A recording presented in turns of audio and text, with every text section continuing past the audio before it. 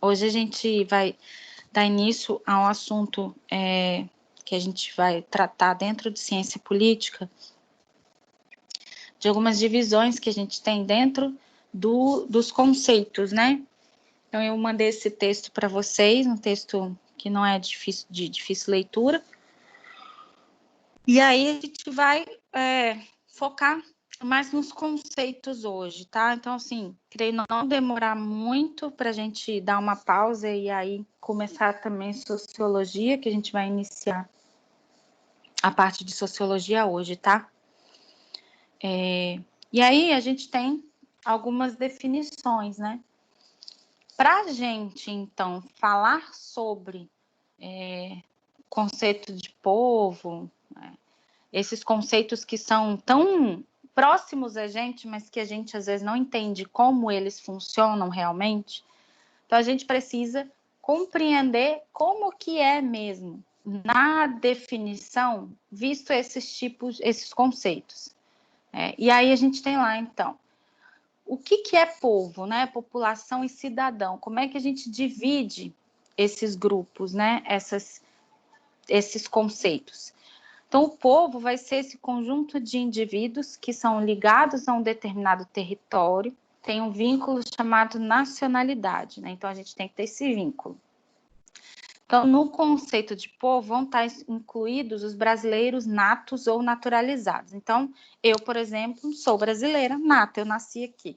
Porém, pode ter uma pessoa que veio para cá, que é filho de um brasileiro descendente, pegou a documentação, é um europeu, né, de algum país distante, e aí pediu uma nacionalidade, pediu para ser naturalizado brasileiro. Então, ele também faz parte do povo. Então, quando a gente fala, nós estamos ligados a um determinado território, a gente está falando desse vínculo mesmo, né? Então, se a gente vai lá, falar de onde a gente nós somos naturais do Brasil. Eu, por exemplo, sou natural de Vitória, Espírito Santo, Brasil.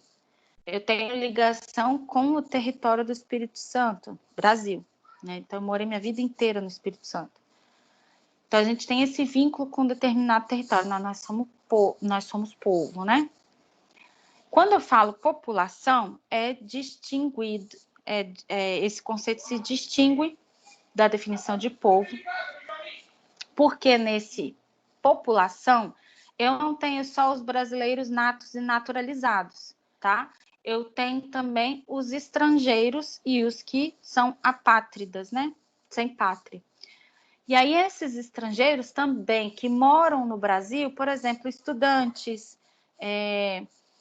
que estão fazendo intercâmbio, vão passar temporada, pessoas que vêm trabalhar por 6 meses, porque foram contratados por uma empresa, mas não vão se fixar no Brasil, esses estrangeiros fazem parte da população, eles não são povo, tá? Fazem parte da população.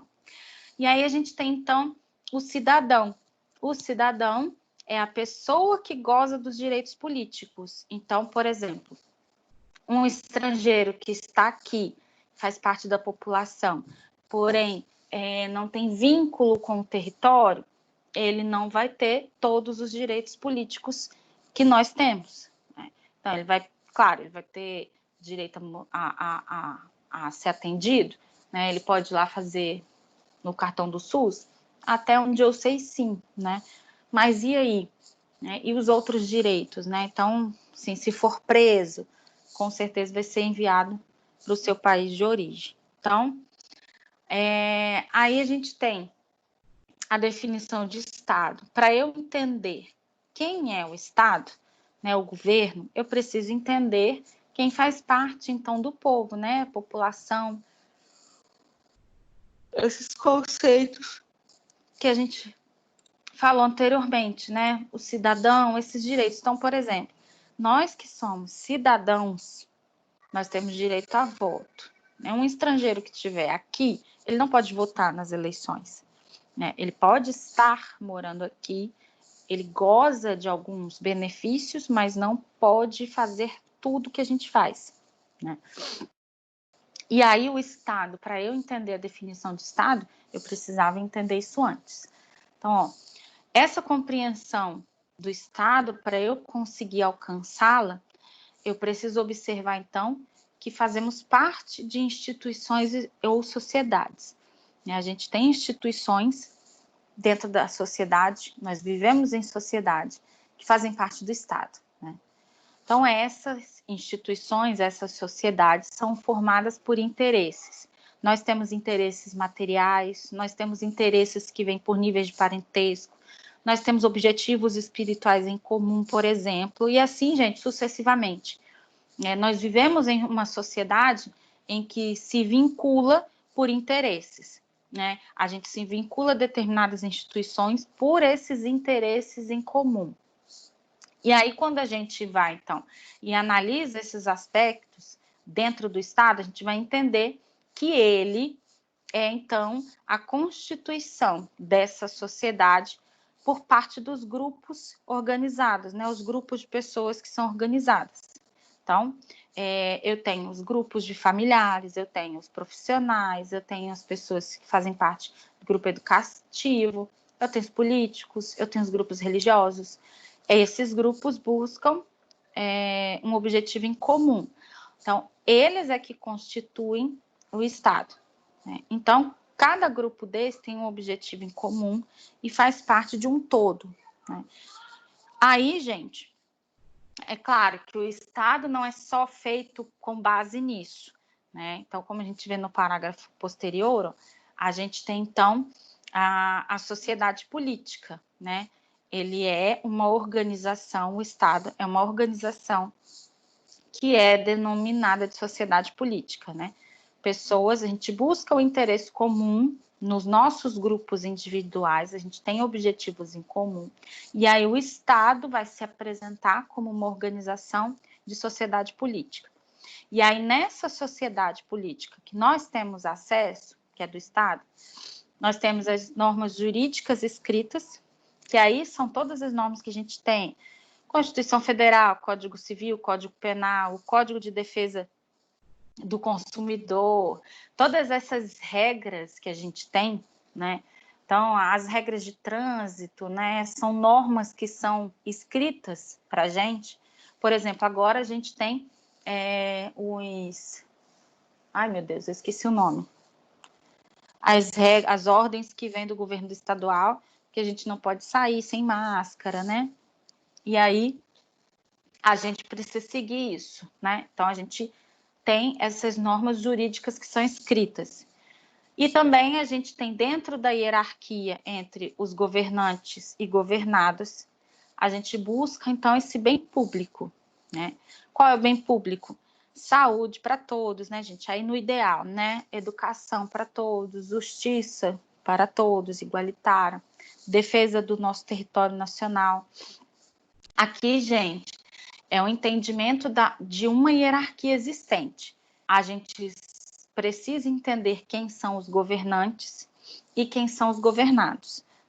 Então, a gente tem direitos e deveres como governados, e os governantes também têm direitos e deveres na posição hierárquica que eles estão acima da gente, né? Então, quando o governo do Estado manda um documento avisando que agora é obrigatório o uso de máscara, nós, como governados, cabe a nós fazer aquilo que está sendo posto, porque é uma lei, é uma regra, tá? Então, a gente tem um objetivo comum, que aí é ligado a todos, que é o bem público. Então, nesse momento, para o bem da sociedade, o governo do Estado decidiu que todos deveriam usar máscara na rua.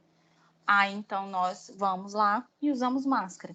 Então, percebe que então, há essa relação, né, de quem governa e quem é governado e sobre as leis que a gente deve seguir. Então, quando a gente fala sobre isso e a gente entende esses conceitos, então a gente não pode conceber um Estado que não tenha pessoas, porque assim, se a gente falar, mas aí os governantes podem resolver tudo, independem da população, não, né? Não há como eu ter um reinado sem que eu tenha pessoas para reinar. Não há como eu ter um governo estadual sem que eu tenha um Estado com pessoas dentro dele. Então, a gente viu anteriormente, aí a gente entendeu o que é população, povo, cidadão, e aí a gente fala que nós temos esse Estado é feito de pessoas que têm objetivos em comum, que vivem, né, em sociedades e instituições que visam, que se unem por objetivos em comum. E aí, então, a gente vai entender que sem essas instituições, sem esses grupos, e entendendo esses conceitos, eu não tenho como ter um Estado sem essas pessoas, tá? Não há possibilidade de poder político sem que nós estejamos aqui, tá bom? E aí a gente tem o autor, os autores do livro, né? E ele fala que um dos problemas levantados pelo autor que ele estava citando é o alinhamento de cada vez mais pessoas da coisa pública, sobretudo nos países em que o voto não é obrigatório, mesmo no singelo gesto de votar. Então, quanto menos nós somos participativos, mais dificuldade nós temos de fazer parte deste Estado, das decisões. E aí a gente fica alheio. Né? Então, por exemplo, semana retrasada, eu estava na casa dos meus pais, e aí a minha mãe falou assim, eu não estou querendo nem ler mais nada sobre o que os políticos estão fazendo. Né? E ela não estava errada, porque assim, está acontecendo tanta coisa que a gente começa a ficar de saco cheio, né? Mas olha o que vai fazendo. Por exemplo, eu fiquei assim na semana passada, né? Falei assim, não quero ler nada. Eu deixei de seguir um monte de político que eu não queria saber o que eles estavam resolvendo, né? Para quê? Porque eu já não estou aguentando mais. E aí eu começo a me tornar alheia às decisões, né?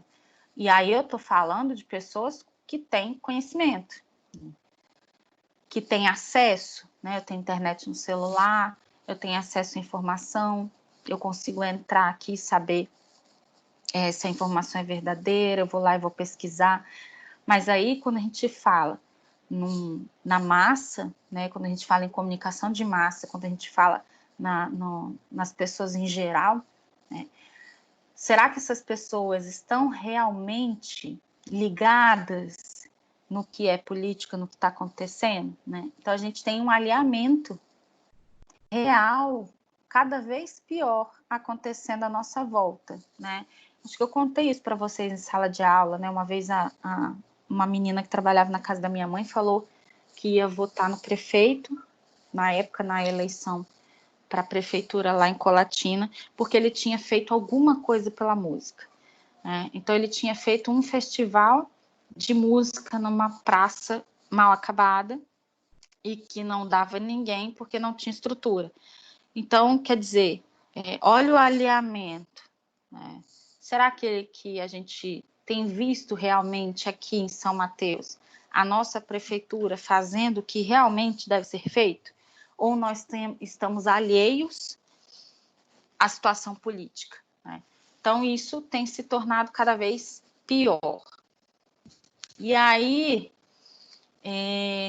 esse elemento pessoal, para Arquimedes, que é o autor que o livro cita, em que medida esse elemento pessoal deve ser o ponto de Arquimedes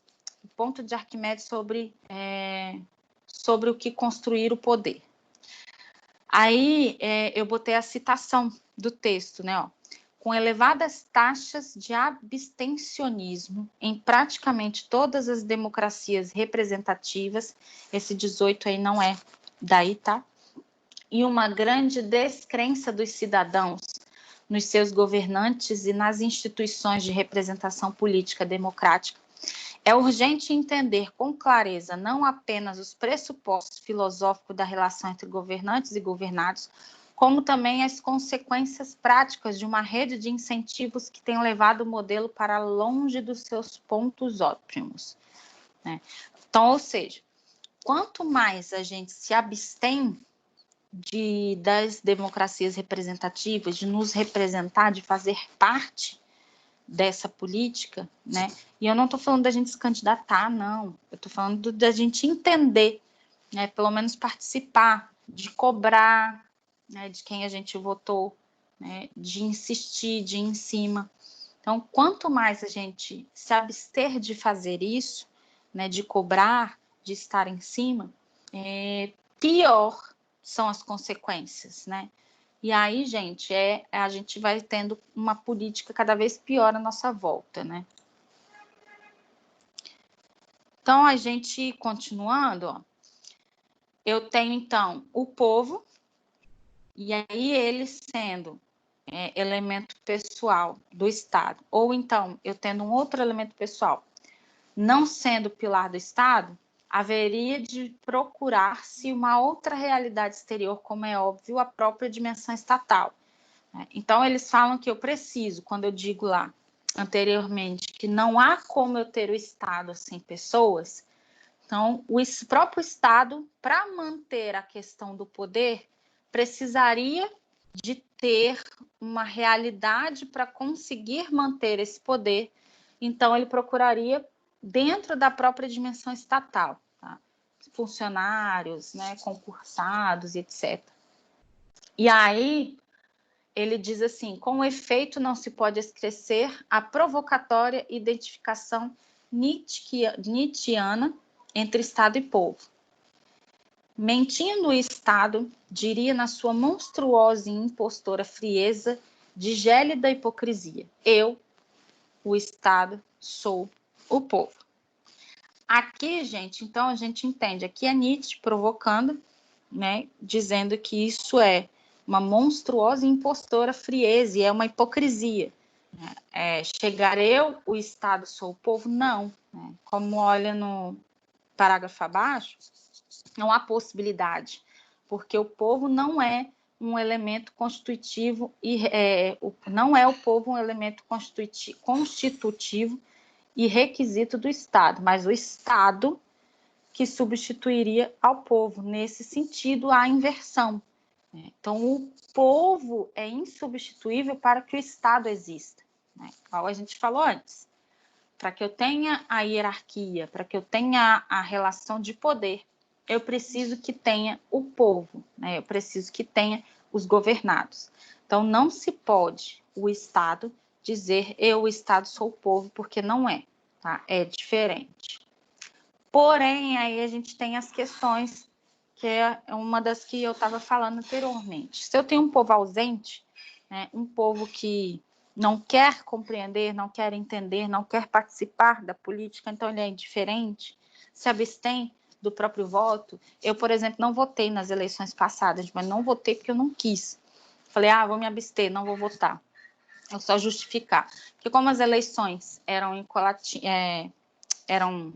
não tinha conseguido, eu não tinha conseguido transferir meu título para cá.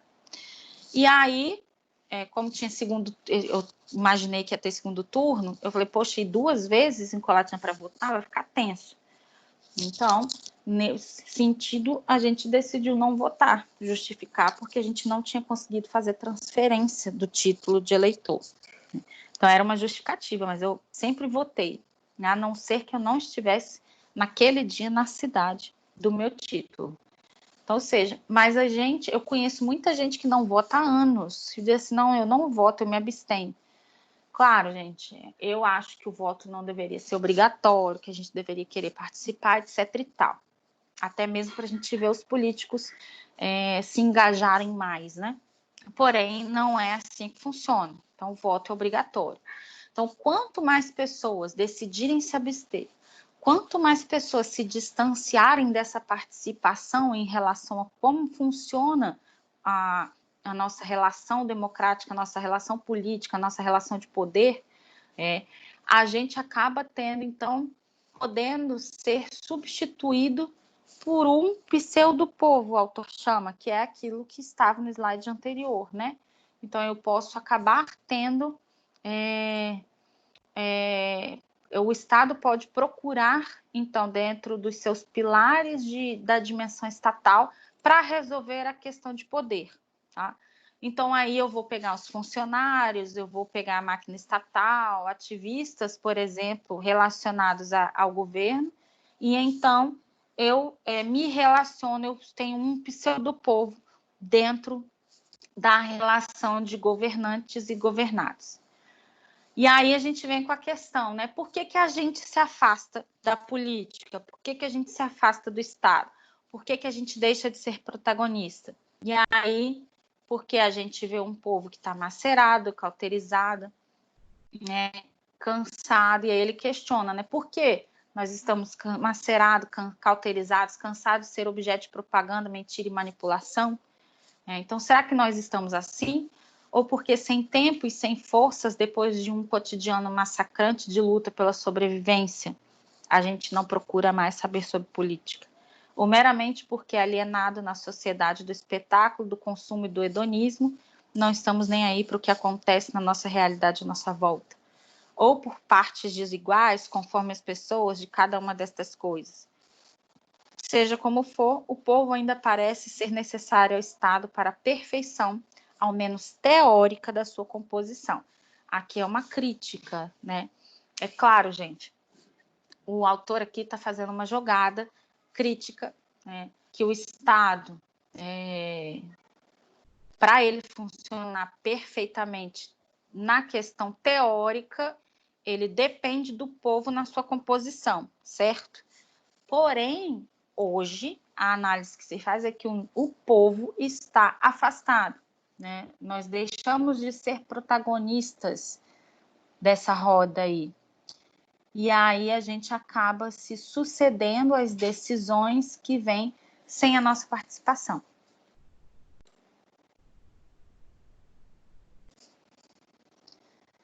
E aí a gente tem, então, pessoas que são singularmente, coletivamente consideradas. Então, exemplo, atentemos nessa reflexão da área da teoria geral do Estado, que é evidentemente vizinha, solidária e dialogante com a nossa, né? Aí eu botei a citação do texto. Grande ou pequena, no entanto, a população do Estado não é a simples justaposição de indivíduos. Estes pertencem a várias associações, como a família, os grupos profissionais e etc. Formam-se um todo orgânico, têm os seus interesses e as suas atividades enquadradas dentro de sociedades de naturezas diversas. Não se encontram isoladas, singularizadas diante do Estado. Indivíduo e sociedade são termos de um binômio indestrutível. Não é possível conceber um sem o outro. Então, vê que parece, está bem próxima, né?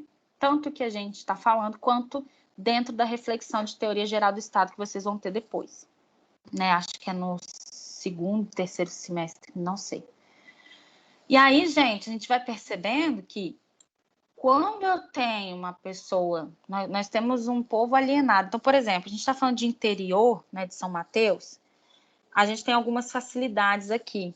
Tudo é muito perto, tudo a gente resolve perto, a gente não precisa acordar tão cedo assim para pegar metrô, por exemplo, né, para atravessar uma cidade. Ele fala assim, eu aqui, por exemplo, tenho 3 crianças que eu tenho que deixar nas suas escolas, respectivas escolas, para eu poder ir trabalhar e dar aula, e assistir minhas aulas, perdão. Aí o que acontece?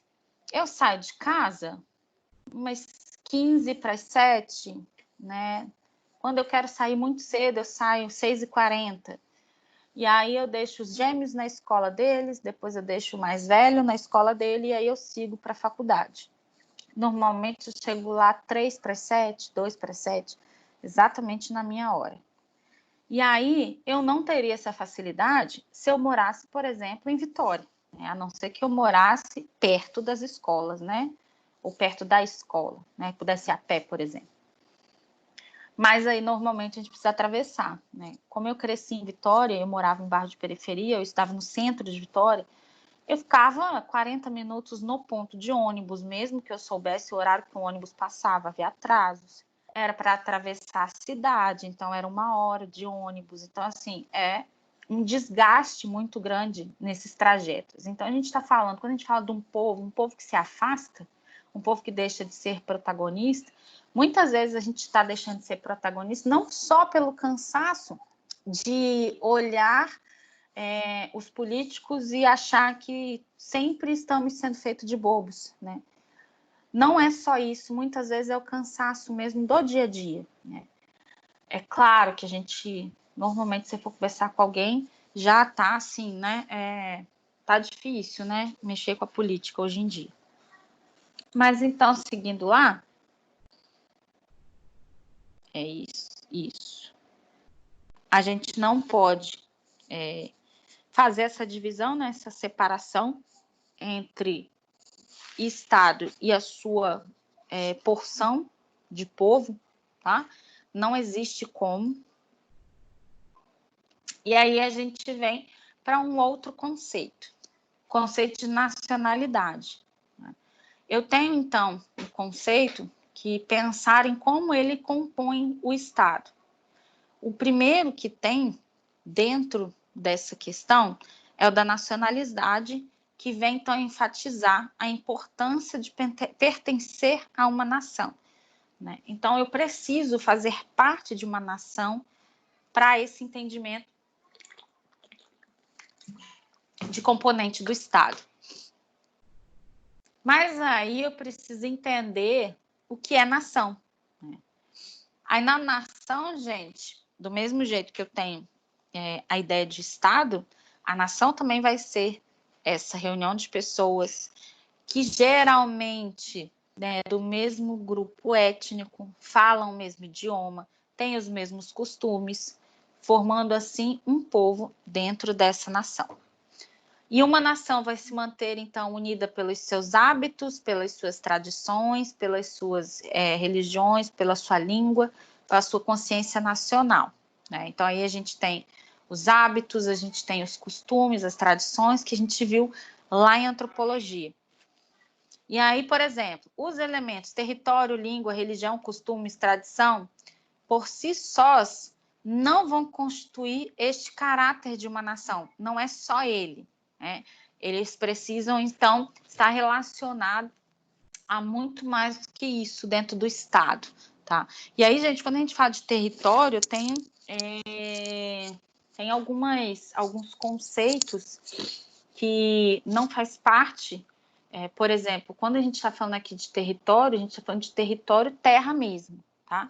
Território, a parte que é o tamanho, a extensão do Brasil, por exemplo. Qual é o seu território, a sua extensão?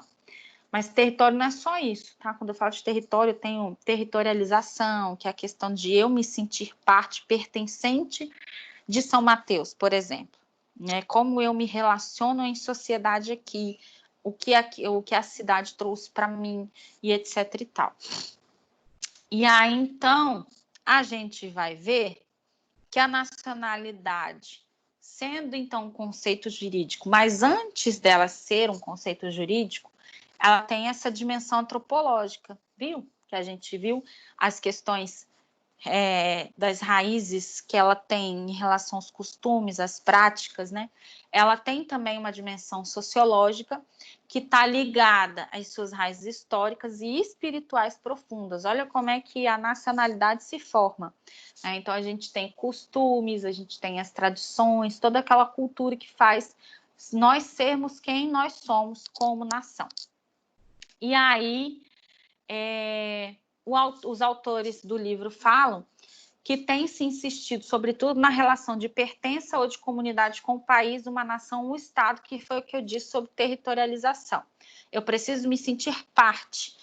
Eu posso ter nascido no Brasil, eu posso ter nascido no Espírito Santo e não me sentir parte dele, né? Então, por exemplo, vamos supor que meus pais vieram, sei lá, da Suécia, né? E aí me ganharam aqui, eu sou brasileira, mas os nossos costumes são totalmente estranhos ao povo onde eu moro e eu me sinto parte daqui, porque os meus pais são de outro lugar, vivenciaram uma outra história, ele tem outras tradições, outras relações históricas que não é com o país que nós estamos. Então, percebe que para fazer parte, então, dessa ideia de nacionalidade, eu tenho essa relação de pertença, né? Eu preciso me sentir parte, pertencente a esse grupo, tá? Eu preciso sentir parte desse terreno, né? Não é só o espaço, né? Não é só a terra em si, mas é também o que ela representa para mim, né? Qual a relação que eu tenho com ela, tá? E aí, se eu tenho uma relação com ela, é claro que eu vou me sentir parte dessa nação.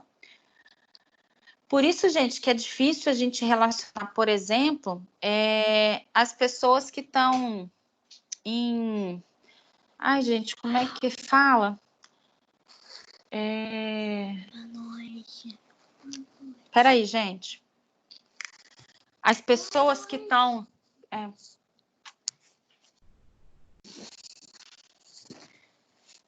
Desculpa. Quando foge de um lugar, de um país para o outro. Esqueci o nome, refugiados, isso. Por isso que é tão difícil fazer com que refugiados, por exemplo, se sintam pertencentes ao lugar que eles estão. Porque eles não são dali, eles não fazem parte, aquele território ele não é o deles, né? Eles não têm uma ligação aí, ó, histórica e espiritual com aquele local. Então, percebe como é difícil você se sentir parte de uma nação numa situação como essa? Então, quer dizer, eu preciso de todos esses fatores para ser parte de um povo, para ser parte de uma nação. Então, há sim a nacionalidade de vários tipos, tá? Quando eu me sinto parte, então, eu vou fazer parte da nacionalidade, né? Desde logo a originária ou a primária, que é aquela, por exemplo, nós que somos nascidos aqui, e por contraposição a ela, eu tenho a nacionalidade secundária ou adquirida, que é a que quem recebe por naturalização, né? Foi naturalizado brasileiro. Ah, fulano foi naturalizado espanhol, né? Então, ele é daquele país, né, por um documento, né? Então, ele é de uma nacionalidade adquirida, secundária, nesse sentido.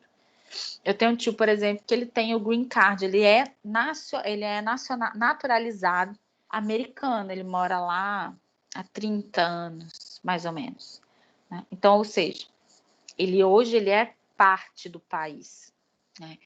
Então, por anos ele ficou lá, trabalhou, ficou com a documentação sempre tudo correta, mas ele ainda não era naturalizado americano, né? Hoje ele deve ter uns 5 anos que ele recebeu o documento, mais ou menos. Então, hoje ele faz parte do povo americano. Antes ele era estrangeiro, mesmo gozando de alguns direitos, né? Porque ele tinha green card, ele tinha liberação constitucional para estar ali.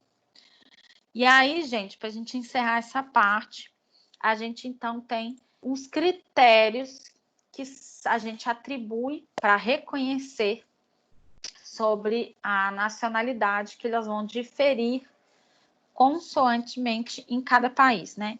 E vão se centrar, sobretudo, nos chamados direito territorial, né? Do solo mesmo, tá?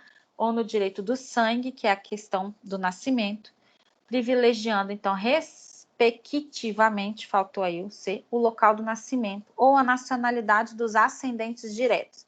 Isso aqui é uma citação que eu coloquei para a gente perceber que a gente tem alguns critérios, a autora fala na pesquisa dela, em relação a essa nacionalização que vai ser diferente.